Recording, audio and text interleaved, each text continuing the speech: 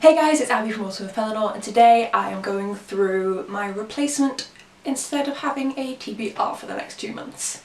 So there are certain books that I want to read before the end of 2020. I've managed to keep the pile reasonable, and that's going to be my TBR instead of actually having a TBR over the next few months. I have been really wanting to mood read more lately, so I'm letting myself do that apart from these few books, and then I do have one bonus book which is currently a book I want to read, like is a mood read, and I want to mention it just to give myself some accountability. So, so let's get into it. First up, I've got the 2 books left for the BookTube Rereadathon. There's a prompt each for November and December. Don't ask me what they are, I'm awful. And these are for me the last 2 books in the Pellinor series. So we have the 3rd book, which is The Crow, and the 4th book, which is The Singing.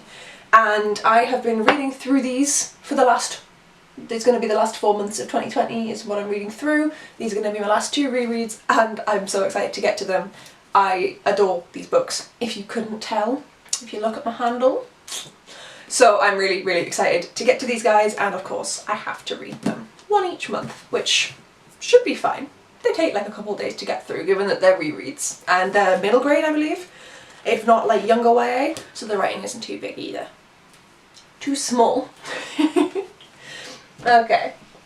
The next book that I have to read before 2020 is done is The Song Rising by Samantha Shannon. So I read The Bone Season in 2018. Then I read The Mime Order in 2019, so I have to read The Song Rising in 2020 so I can read The Dawn Chorus in 2021. I think that's the next one.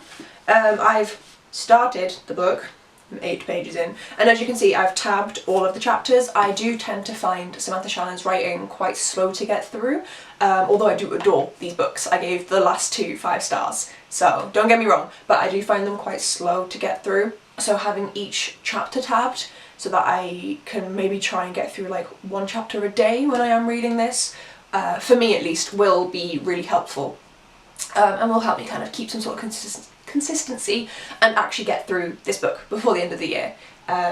So yeah, I am really excited about this. It is the shortest book of the 3 of them so far that I've read, so it should be a lot quicker, because the last book I read from Samantha Shannon was The Priory of the Orange Tree, which I'm not getting because it's down there, but like, it's a big boy. So this should feel a lot shorter, but yes, just because I do know that, for me at least, Samantha Shannon's writing is quite slow to get through, although I do love it, so got those tabs in there. Then, second to last, what is in here? Ah, papers. I was flattening out a little basic rock identification guide that I made myself for different rock. It's been a while since I've done anything to do with the masters, guys, okay? Leave me alone. Anyway, it's The Secret Commonwealth by Pullman. This is book 2 in the Books of Dust, which is the prequel trilogy that's coming out for His Dark Materials. I read La Belle Sauvage and adored it and flew through it. I read it being about the same size as this in 1 sitting. So I'm anticipating this to not be as difficult to get through as it looks. Like, you look at that and you're like, fuck. But then you think, okay, I read a similar sized book in 1 day, and you go, okay, yeah, the writing's like not too small. And it is like a YA middle grade book. So this is something that I should be able to get through without too much difficulty. So I am just having a look. Did I not get this signed? Why did I not do that? I got it pre-ordered. I'm so stupid. Anyway, so yes, I need to read this before the end of the year. This one doesn't have any particular reason. I mean, possibly he'll release book 3 next year, but just, I had this on pre-order and I still haven't read it. So I need to read this before the end of 2020.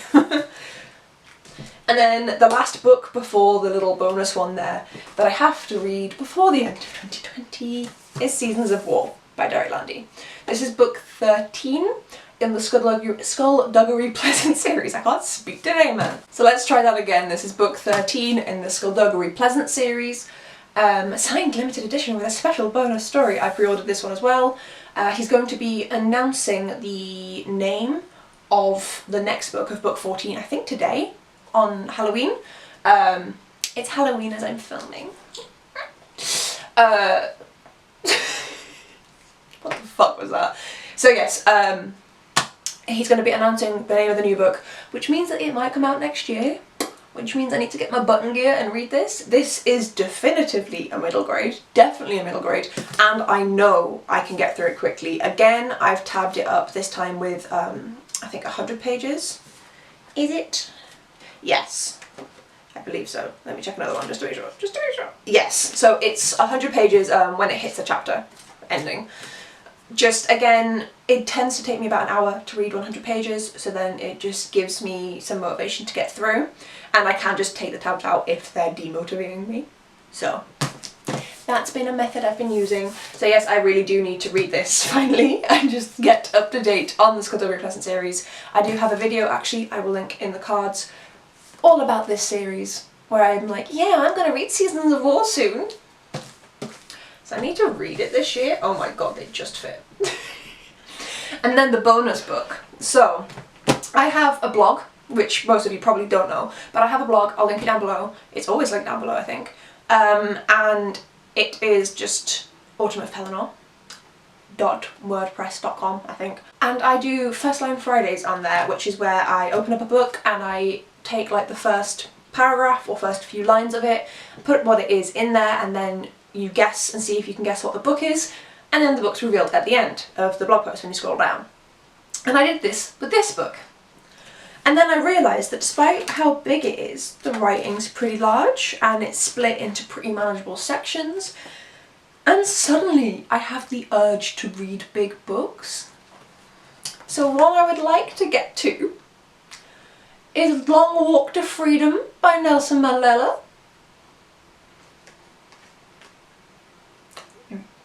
I've been like scared of big books for the longest time, and then suddenly I'm here wanting to pick this. I don't know. This was gifted to me by the amazing Carrie from Caring for Books. She just knew that this would be... Who's texting me? Shut up. She knew that this would be something that was gonna take a while for me to pick up, but was gonna be something that I was gonna adore. I very much love learning about politics and about racial inequality just to educate myself, because your girl needs it. And yes, so I think this should be an absolutely amazing book. I'm anticipating giving this 5 stars because how can you give it anything else? And I really hope that I enjoy his writing style, and I did like the beginning, which I will read for you. Apart from life, a strong constitution and an abiding connection to the Thembu royal house, the only thing my father bestowed upon me at birth was a name, Roli Hala. In Xhosa, or Xhosa, I don't know. Roli Hala literally means pulling the branch of a tree, but its colloquial meaning, more accurately, would be troublemaker. I do not believe that names are destiny or that my father somehow divined my future. But in later years, friends and relatives would ascribe to my birth name the many storms I have both caused and weathered. My more familiar English or Christian name was not given to me until my first day of school, but I'm getting ahead of myself. So his name is not Nelson. So I think I'm also going to have to listen to at least like the sample of the audiobook and hope that they start at the beginning, so that I can actually hear how to pronounce his name and his people and his language. Just to like confirm everything through, because obviously you don't want to be saying that wrong. But that is something that I am really looking forward to. There are some pictures throughout that seem to be like progressing in age, and I do just think it'll be a really interesting read. Okay, no, I'm swapping these around because that's just going to cause them to fall over. So yes, as I pile them up, these are the books that I need/want to read before the end of the year. I mean, I'm going to say all of them are need apart from the Nelson Mandela book, and then Mandela is want, but we'll see. So I am leaning towards bigger books lately, but this is the closest you're going to get to a TBR from me for a little while, I think. I might start them back up again, these are heavy, I might start them back up again in 2021, but just for now,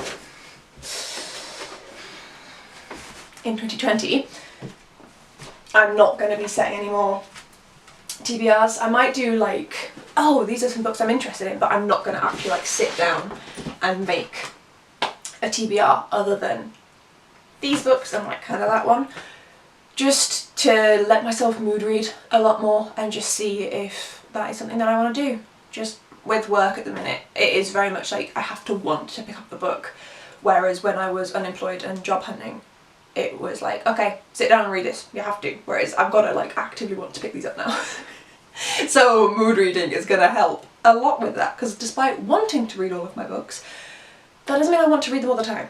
So yes, this is my wow, Aragon.